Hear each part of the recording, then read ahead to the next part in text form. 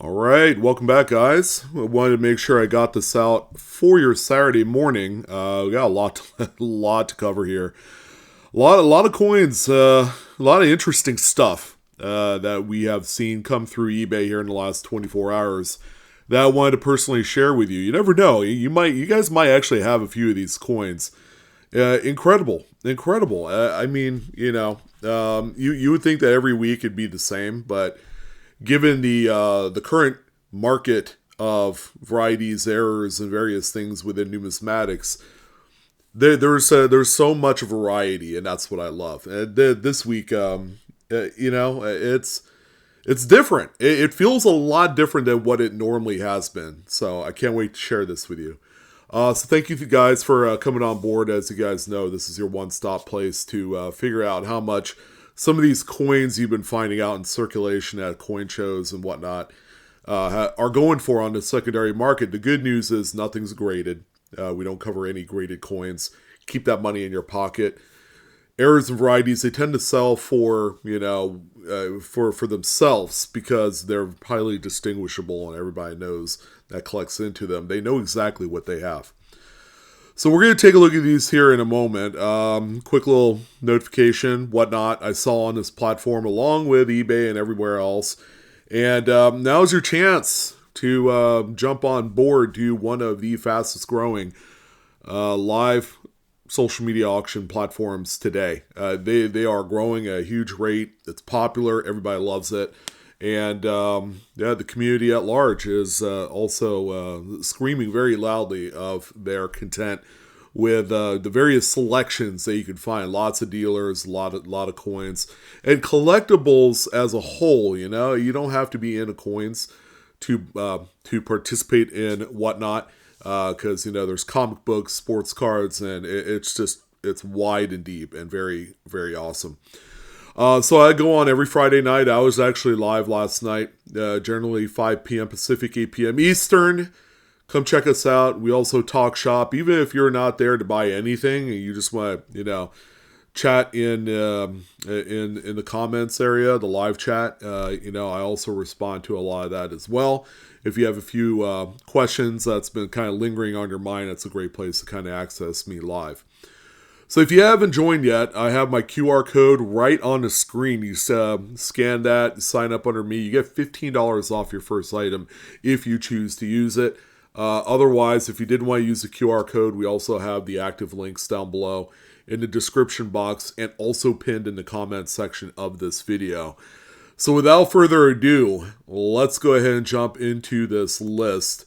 Not a huge list, and that's by design, because I wanted to get this out as early as I can on Saturday, because I know a lot of people have the opportunity to head to that coin show or to, which, by the way, Baltimore Whitman? Is that this weekend? I don't know. I feel like it's coming up here pretty quickly. That's one of the bigger shows on the East Coast, of course, and bunch of local shows all across the country that you could also participate in to look for neat stuff like this. Now, otherwise, dealers probably don't care as much about it, and they'll sell them to you for a really good deal. So this one came across eBay, and I've seen these before. This one just so happens to be on, guess what, a Bicentennial quarter. And you guys know my narrative on errors on any Bicentennial coins. They are quite hot. Consider it like the world's first 1 year commemorative issue for circulation. That's exactly what this coin kind of represents. Here we are, not even a year away. We are 9 months away from the semi-quincentennial event, 250th anniversary of our country. This coin right here represents 200 years. So we have gone a long way just in that 50-year span. And we are going to be diving into one of the most hyped and anticipated programs coming up here by the U.S. Mint. So that means the older coins are getting whole lots of love. A lot of the Bicentennials, the drummer boy, the kind of spearheading the bunch there. So this one popped up, and you can see a little bit of that copper right there, and it looks to be a crack right there by Liberty on the front. I forgot the terminology for this. I believe it's a folded over rim burr. if I'm not mistaken. Yeah, I mean, that's pretty neat. Surprisingly, it only sold for $14 with 2 bids. And I think a lot of that has to do with a lot of folks not really knowing what kind of mint error this is. And that's totally acceptable. And the big reason why is that you just don't find a lot of these out there on any date, for that matter. So it kind of diminishes the amount of notice to the public about this particular coin because there's not a whole lot of them out there to talk about. So I thought I'd let you guys know this one did pop up. It's a very interesting mint error. One that if you don't want to understand what it is, it could look like something completely different. It could be like a copper inclusion, some would even say, or strike through, or, things like that. So it's really easy to misdiagnose this one for sure. But yeah, I mean, pretty neat find. $14 sale. Sure, it's not a home run hitter for a mint error bicentennial, but it's worth talking about today. Next one that we have here, I mean, I'll talk about these till they stop selling. And that's the 2021 Washington crossing the Delaware. Now, you're going to find this generally on the Philadelphia struck coins. This one has the big old die chip right on top of Washington's hat on the reverse. Some would say that this one rivals the Bicentennial quarter as far as the design. People really like this design. While it seems a little bit busy, it's showing true patriotism here by our country's #1 president, bar none. And, this die chip, man, this was found on a lot of coins. All right. They made a whole bunch of these. And I remember back a few years ago when it was first discovered, man, these things were hot. They were selling for $200-300. They've since come down off of that, but also at the same token, there's not too many premier, like high-end examples out there. A lot of them have come right out of circulation and they've spent all that time out there the last 3 years. So this one sold for $41.99. The good news is it's not worth zero. The even better news is it's still enough money that you could put some food on the table or take your significant other out for lunch. Pretty good deal there. Next one that we have here, oh, look at that, another bicentennial quarter. An out-of-collar broad strike is what we're looking at here. It's a off-center. You do have a full rim, which leads us to believe that this is a broad strike. Pretty cool. We've seen quite a few of these here over the recent weeks, and because of that, there's more supply out there to help fulfill demand. I would look back probably a year or two ago. You probably would have had to shell out $60+ for this coin, and this particular one was thrown up as a buy it now. Someone picked this one up laser quick for $36.75. And when I say those prices, they do incorporate shipping in there because that's the total cost of ownership of such pieces. But there you go. I mean, another neat bicentennial error. These things will continue to have its popularity, and the closer that we get to the semi-quincentennial event next year, these things are just going to continue to be on the radar of a lot of collectors. First piece of currency out of maybe a couple for the weekend, 1963 $5 Fed Reserve note with what we call a gutter fold right down the middle. We've talked about these before. Really simple. There was just a wrinkle on the sheet prior to the print, and it was just printed over without the wrinkle being stretched out.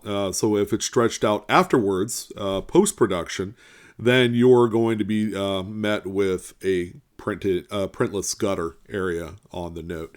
On the reverse, you can also see that line right there, but it looks like it was printed as normal. That wrinkle was stretched out at some point prior to the back print. Now, the back is generally printed first on these. They call it the first print process of paper money or paper currency.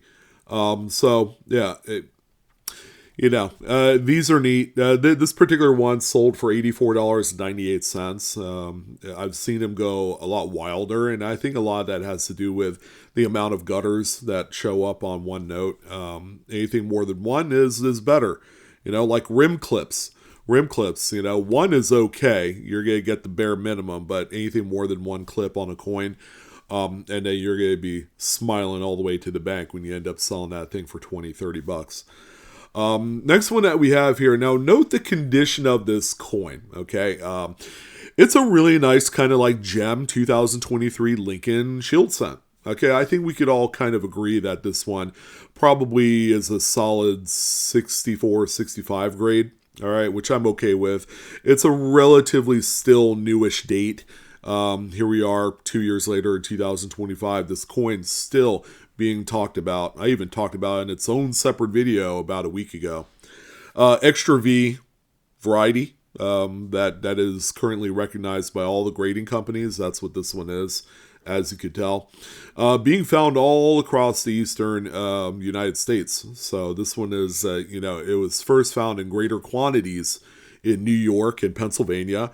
They were the main kind of targeted drop zone sites of 2023's with the extra V anomaly. And, it's people have made some money. They've lived and died by the sword with this coin right here. A lot of people have made thousands of dollars reselling and grading these and all that stuff. So you note the condition, all right? And this is where when you're accurate as possible with your listing, it's going to make all the difference in the world. This one right here was typecasted as an AU circulated red. It's not about uncirculated. In spite of the fact that maybe it came out of circulation, this one, if it was sent to a graded company, would still grade very high. So if you know your grading, then that is going to be a huge help in you making more money. Now, this one, as you could tell, with shipping, sold for $16.19 with 13 bids. Whereas regular uncirculated extra Vs that have popped right out of circulation that people have sold here in the recent 6 months have been going for between $20 and $30. So definitely some money left on the table with this one. And I think that's all due in part to the title description on there. You might seem a little bit of an angel by saying it's AU circulated, but when the person ends up receiving this one in the mail and sees how gorgeous it looks, then they may not necessarily let you know that they are being altruistic in their listing. It's usually when folks have kind of like the opposite happen. With just an overall bad listing, maybe something's overgraded or misrepresented. That's where they kind of like beat their drums the loudest. So you want to make sure you're as accurate as possible, so that way you can make the most amount of money, but also keeping the customer 100% satisfied. That's always important here. Neat one here. Good old 90% silver dime, 1964 Rosie, with what looks to be a peeled back lamination. It's still attached to Roosevelt's head on this one. Pretty neat. I mean, you don't see them quite like this that often. And, with the redesign of the dime next year, there's been a little bit more extra, desirability for Roosevelt dime errors. I guess this particular one sold for $19.57, converting a dime that otherwise would just sit in your melt bin of constitutional silver for under $2 melt value. Now all of a sudden you got nearly $20, nearly 10 times your melt value on this one. Okay, well, we said it here, we've said it before. Woodgrain Lincolns are all the rage today. We have seen just incredible, consistent sales each and every single week as I continue to monitor the market for these. It's real simple. It's considered a mint error. The vernacular is improper alloy mix by definition. It's just it's like oil and water. If you use that as kind of your definition and part of it, then, people will be more inclined to understand what's happening here. So back in the day, and usually you're going to find these pre-1957, I believe. You're not going to find these on much newer coins because they really don't add the tin or zinc, which is a very negligible amount of that, to the copper mix. And it does not mix very well. And because of that, it produces some pretty wild finishes on the Lincoln cents. Now, when you have it really wild and crazy, you have great wood graining on the front and back of the coin. That's really what matters to a lot of collectors. They're collecting these by date. There's a lot of people doing full series of these, and that's where it's the hottest. And more people are getting into it. While some would say it's still a relatively inexpensive aspect to get into of numismatics, it's starting to kind of like go up in value. Like this is a 1926 Lincoln wheat cent, a rather common date for a wood grainer, but this one is very attractive. To give you a general idea, this one sold for $59.95. Like, you know, we would look back maybe 2-3 years ago and you'd be lucky to get $5 for this thing.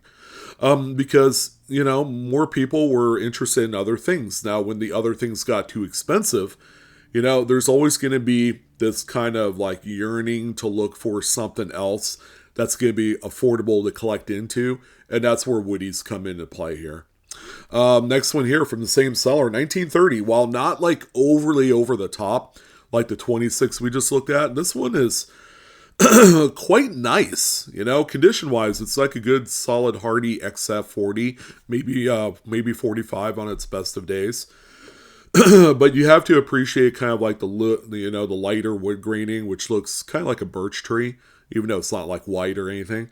Just a light, wood graining on both sides of the coin. Very, very attractive in its way.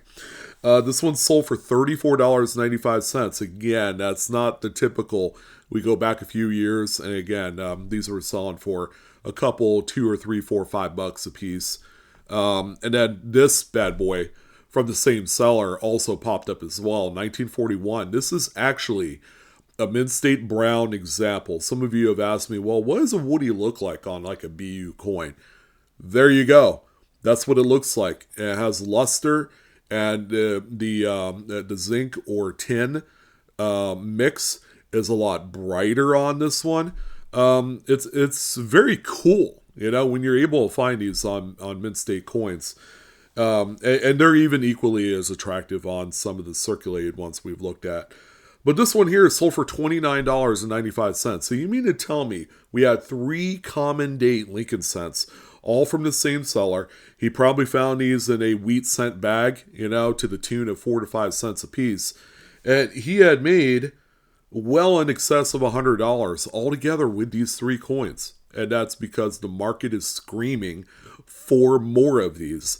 And it's pretty incredible when we see this kind of like the trend shifting into particular coins that at one point were just laying dormant. It's really phenomenal to think about. All right, so continuing on down. All right, we talked about our wood grainers, and I hope you guys, if you guys have some of those, might want to consider selling them if you don't need them. So we have this 1981 $5 bill. Notice that one of the digits in the serial number is very light, if not, almost completely missing. And that's because it's more than likely either something's clogged on the wheel set, or there's truly an insufficient inking issue going on here. So yeah, I mean, something to keep an eye out for. If you do come across these, they're quite valuable. Anything insufficient inking or things of that nature are very desired in the paper money community. Very nice to know. Good solid high-end VF35 is what I suspect here. $99 sale on this one, and that's what we got there for that one. We also have this one here. Not a woody, but also, very, very neat. What I believe to be a prior clamshell lamination that was, it looks like it was probably helped along and then just broke off due to force. You know what force is, but yeah, there was a split right along the edge. Kind of looked like a clam opening up a little bit. So there was a lot of impurities within that alloy mix causing things like this. Sometimes you'll see the lamination on the surface of the coins. Sometimes you'll see them start on the edge, which is quite a bit more rare if you're looking for them. And not a lot of people are actually looking at the edge, so that's another thing as well. This one, ladies and gents, sold for $44. And yeah, there's no readable date there. Yeah, but that's a pretty princely sum of cash for a coin that a lot of people would say is just damage, but it's not. By the way, I'm really digging these batch photo single image layouts that people are doing on eBay. It's really working here. 2004D Wisconsin State Quarter with the low leaf variety. Remember, these things were a thing back in 2004 when they were first discovered. It was like a huge deal, and I would say that it's just as important today, but there's not nearly as much supply out there. So prices are very strong on these, especially for well-weathered circulated examples. This one sold for $80 with 8 bids. So again, love to see that. Market very strong on that. 1988A $1 bill. No, it's missing all of the overprint. No serial numbers or seals or anything like that on here. It was instead printed on the reverse.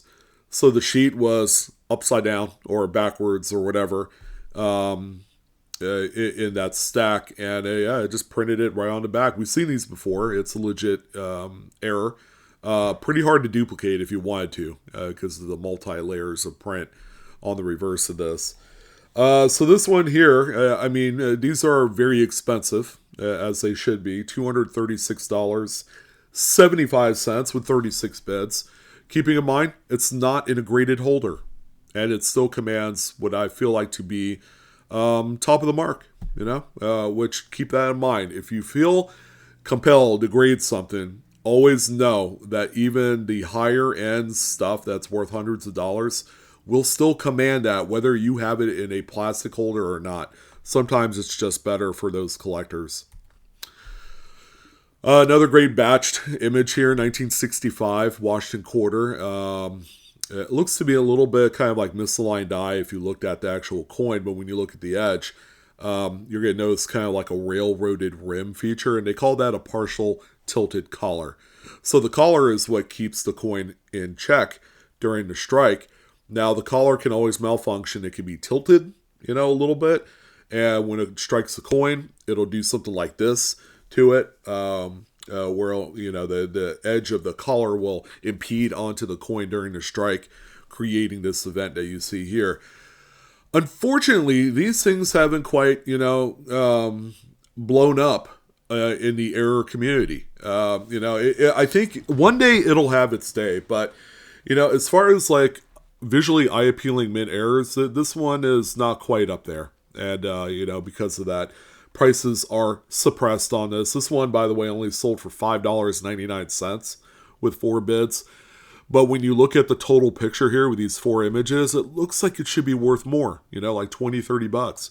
Again, the collectability of these hasn't hit, what I consider to be any sort of like trend-making type of thing. Not yet, it may or may not, who knows. We're not going to press the narrative here, but they are neat coins. They're just not the most kind of like appealing visually as far as mint error. A couple of Franklin half dollars. We talked about a few of these last show with good old basic rim clips. Nice obsolete type coin with small rim clips like this that you see here right next to Liberty right there.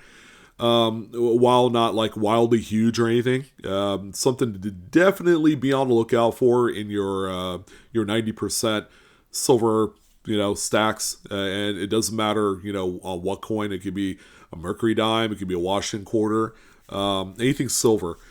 So this one, ladies and gents, sold for $26.99 with 17 bids. It's an AU coin, 63D.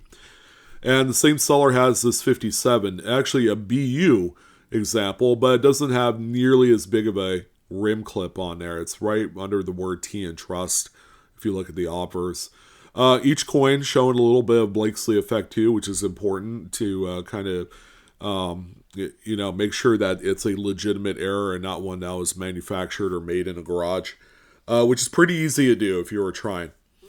So this one right here, nice condition coin, sold for the same exact amount of money as the previous one at $26.99 with 16 bids. We had a couple really epic lot deals here. So this one popped up. A lot of 4 mid-airs. A 1969S Lincoln Cent with a clip. 1980p, which looks to be... I'm going to err on the side of caution and say broad strike, even though top of Liberty is somewhat cut off. So I'm going to say, yeah, I'm going to say broad strike, but it could be an off-center coin as well. An off-center Jefferson nickel with no readable date. And then you also have what looks to be a dual struck Roosevelt dime, which the dual strike is what they call a saddle strike, because you don't have a main strike on there. It's still a blank planchet with 2 off-center strikes. And when you have that, that's what they call a saddle strike. All right. So for the 4 coins you see here, it's sold for $44.89, 15 bids. So you can make that money back on the Roosevelt dime, which saddle strikes are surprisingly very pricey. That particular one, while not the craziest looking, probably would sell for like $30-35 by itself. The off-center bottom left Jefferson nickel, figure for another $20. The 1980p full readable date broad strike nickel, another $20, and then the clip Lincoln Cent, $5. So yeah, I mean, you could get close to maybe doubling up your money here. It's going to be close, but yeah, that's how you do it. You buy things like this, buy them at a discounted rate because it's in turn bulk, and list each coin as like a buy it now. They might sit around for a couple, 2 or 3 weeks or a month, but they'll sell. They'll sell, especially like the Roosevelt dime. That's a mid-air you don't see that often. And as long as you fill your title with all the correct keywords about what that error is, you're going to do okay. But check this next one out. Woo, there you go. Woof, woof. A 90 lot count. All off-center struck Lincoln Cents. And guess what? They're all copper too. That is huge. There's some close-ups of all the coins. A very impressive lot. Some with full readable dates, some with partials or none at all. So if you were looking for opportunity, this could be the one. So the total lot ended up selling for $595.95. So when we do a little bit of basic math here and we divide that by 90, the per piece price, get this, $6.62. That's it. And then you turn around and you list each and every single one of these at $19.99. Buy it now with free shipping via a plain white envelope. Dude, yeah, I mean, you are going to be making... This is great kind of like supplemental income for your eBay store.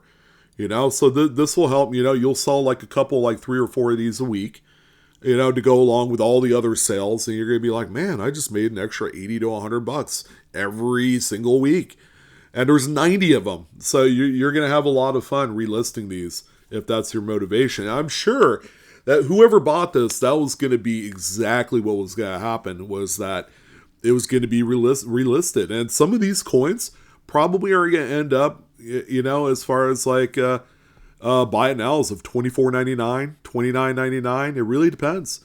Go each coin as a case by case basis on this one.